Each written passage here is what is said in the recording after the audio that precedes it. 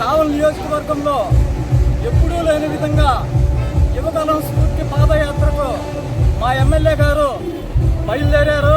మేమంతా కూడా గౌడు సంఘం తరఫున సంఘీభావం తెలుపుతూ గౌడు కులస్తులందరూ కూడా ఆయనకు మద్దతుగా ఇక్కడికి రావడం జరిగింది. ఈ కావలి నియోజకవర్గంలో అభివృద్ధి ప్రదాత ఎన్నడూ లేని విధంగా ఈ కావలి నియోజకవర్గాన్ని అభివృద్ధి చేయడం జరిగింది.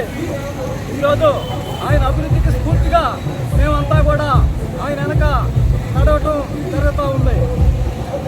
ఆంధ్రప్రదేశ్లో ఏ ఒక్క నియోజకవర్గంలో ఎమ్మెల్యే చేయనిదే ఈరోజు మా ఎమ్మెల్యే గారు చేసి చూపిస్తూ ఉన్నారు.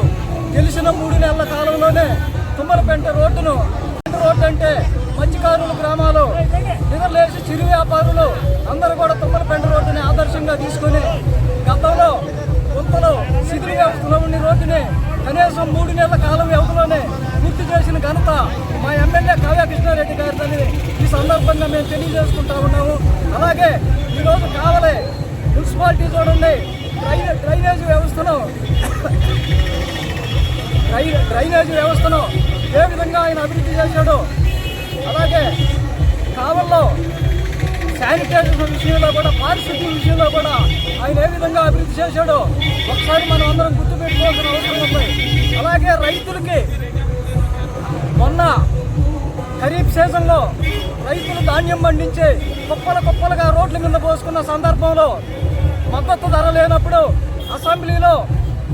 అసెంబ్లీలో ఈ ఆంధ్రప్రదేశ్ రాష్ట్రంలోనే ఆయన యొక్క గళాన్ని ఇప్పి రైతుల గురించి మాట్లాడిన వ్యక్తి ఎవరన్నా ఉన్నారంటే అదే మా కావలి నియోజకవర్గ శాసనసభ్యులు ఒక కావ్య కృష్ణారెడ్డి అని మాత్రం మాట్లాడిన వ్యక్తి ఏకైక మగాడు మా యొక్క కావ్య కృష్ణారెడ్డి గారిని మేమందరం కూడా సగర్వంగా తెలియజేసుకుంటూ ఉన్నాము.